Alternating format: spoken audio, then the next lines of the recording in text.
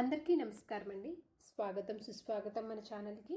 ఈరోజు వీడియోలో దసరా దేవి నవరాత్రులలో 3వ రోజు అమ్మవారిని ఏ విధంగా అలంకరించాలి, ఏ రంగు చీరను ఆమెకి ధరింప చేయాలి, ఏ నైవేద్యం సమర్పించాలి, ఏ నామాలతో ఏ పువ్వులతో అర్చించాలి, ఏ మంత్రాలను ఏ శ్లోకాలను పఠించాలి, అమ్మవారికి పూజ ఏ సమయంలో చేయాలి, అలాగే అమ్మవారిని ఈ రోజున పూజించడం వలన కలిగేటువంటి ఫలితం ఏమిటి, అలాగే ఏమి దానం చేయాలి, ఏమి నిషిద్ధం చేయాలి, అలాగే అమ్మవారి మహత్వం గురించి తెలియజేసేటువంటి కథ గురించి కూడా ఇప్పుడు ఈ వీడియోలో తెలుసుకుందామండి. వీడియోని స్కిప్ చేయకుండా చూడడానికి ప్రయత్నం చేయండి. అప్పుడే మీకు పూర్తి సమాచారం అనేది మీకు క్లియర్గా అర్థమవుతుంది. 2025 సంవత్సరంలో దేవి శరన్నవరాత్రులు 3వ రోజు ఆశ్వీజ శుద్ధ తదియ సెప్టెంబర్ 24 బుధవారం రోజున విజయవాడలో కొలువు తీరి ఉన్నటువంటి అమ్మవారు భక్తులకు ఈ రోజున శ్రీ అన్నపూర్ణాదేవిగా భక్తులకు దర్శనమిస్తారు. 2025 సంవత్సరంలో దేవి శరన్నవరాత్రులు 3వ రోజు పూజ చేసుకోవాల్సినటువంటి తేదీ సెప్టెంబర్ 24 బుధవారం రోజున. ఈ రోజున తిథి ఆశ్వీజ శుద్ధ తదియ. తదియ తిథి ప్రారంభం సెప్టెంబర్ 24 బుధవారము తెల్లవారుజామున 4:51 నుంచి ప్రారంభమయ్యి సెప్టెంబర్ 25 గురువారము ఉదయం 7:06 వరకు తదియా తిథి ఉంటుంది. ఈ రోజున నక్షత్రము చిత్త సాయంత్రం 4:16 వరకు. ఈ రోజున అమ్మవారికి పూజ చేసుకోవడానికి శుభ సమయాలు చూసుకున్నట్లయితే తెల్లవారుజామున 4:20 నుంచి ఉదయం 7:30 లోపు పూజ అనేది చేసుకోవచ్చండి. ఒకవేళ ఈ సమయంలో కుదరకపోతే కనుక మరలా ఉదయం 9:07 నుంచి ఉదయం 11:25 లోపు, సాయంత్ర పూజ శుభ సమయం వచ్చేసి సాయంత్రం 4:20 నుంచి రాత్రి 7:25 లోపు. ఈ రోజున శ్రీ అన్నపూర్ణాదేవి అమ్మవారికి గంధం లేదా పసుపు రంగు చీరని ధరింపచేయాలి. ఈ రోజున శ్రీ అన్నపూర్ణాదేవి అమ్మవారిని మల్లె పువ్వులతో కానీ పొగడ పువ్వులతో కానీ పూజించాలి. మినపవడలను కానీ పులిహోరని కానీ దద్దోజనంని కానీ నైవేద్యంగా సమర్పించాలి.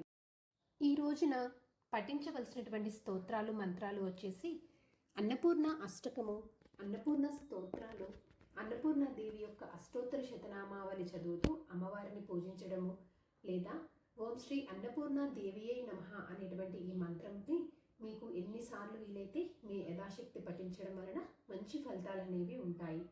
నిషిద్ధ ఆహారము, తరిగిన వస్తువులు, దానం, అన్నదానం మీకు ఎంతమందికి వీలైతే ముఖ్యంగా పేదలకు ఈ రోజున అన్నదానం చేయడము చాలా మంచిది. ఈరోజు అమ్మవారిని పూజించడం వలన కలిగేటువంటి ఫలితము ధనధాన్యాలకి లోటు ఉండదు. అలాగే సమయస్ఫూర్తి, వాక్సిద్ధి, బుద్ధి వికాసము, కుశలత లభిస్తాయి. పురాణాల ప్రకారము అన్నపూర్ణాదేవి యొక్క మహత్యం గురించి తెలియజేసేటువంటి కథ గురించి ఇప్పుడు తెలుసుకుందాము. హిందూ పురాణాల ప్రకారము అన్నపూర్ణాదేవి అనేది పార్వతీదేవి అవతారము. ఆమెను సకల జీవులకు అన్నపానాదులను ప్రసాదించే తల్లిగా భావిస్తారు. ఒకనాడు పరమశివుడు పార్వతీదేవికి భౌతిక లోకమంతా, దానిలోని అన్నపానాదులు అన్నీ మాయ మాత్రమే, అవి నిజమైనవి కావు అని చెప్పారు. భిక్ష, ఆహారము, ధనము ఇవన్నీ తాత్కాలికమని, ఇవి లేకుండానే జీవులు మోక్షాన్ని పొందగలరని చెప్పి శివుడు అంటారు. ఆ మాటలు విన్నటువంటి జగజ్జని అయినటువంటి పార్వతీదేవి శివునికి మరియు లోకానికి ఆహారం యొక్క విలువను బోధించాలి అని అనుకుంది. ఆమె తన పోషక శక్తిని భూమి నుండి ఉపసంహరించుకుంది. వెంటనే లోకమంతా కరువుతోటి ఉండిపోయింది. పంటలు పండకపోవడంతో జీవులు అన్నపానాదుల కోసము దయనీయ స్థితికి చేరుకున్నారు. ఆ దుస్థితిని చూశాకే శివుడు గ్రహించారు, ఆహారం మాయ కాదు, జీవనానికి, ధర్మచారణకు, ఆధ్యాత్మిక సాధనకు మూలధారం అని చెప్పి తెలుసుకున్నాడు. అప్పుడు పార్వతీదేవి దయతో కాశీలో అన్నపూర్ణాదేవిగా అవతరించి చేతిలో బంగారు పాత్రను పట్టుకొని అన్నపానాదులను పంచసాగారు. అప్పుడే శివుడు కూడా భిక్షపాత్రతో ఆమె దగ్గరికి వచ్చి అన్నాన్ని స్వీకరించారు. ఆ రోజు నుండి అన్నపూర్ణాదేవి అన్నపానాదులను ప్రసాదించే తల్లిగా, సకల లోకజనుల రక్షికగా పూజింపబడుతున్నారు.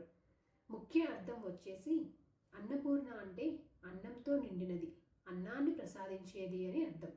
ఆమె జీవులకు శారీరక పోషణ మాత్రమే కాకుండా దైవానుగ్రహం, తృప్తి, సంపూర్ణతకు సంకేతం. సో చూసారు కదండి ఈరోజు వీడియో. ఇంకొక యూస్ఫుల్ వీడియోతోటి మళ్ళీ కలుస్తాను. అంతవరకు సెలవు. ధన్యవాదములు. సర్వేజన సుఖినో భవంతు. జై శ్రీమన్నారాయణ.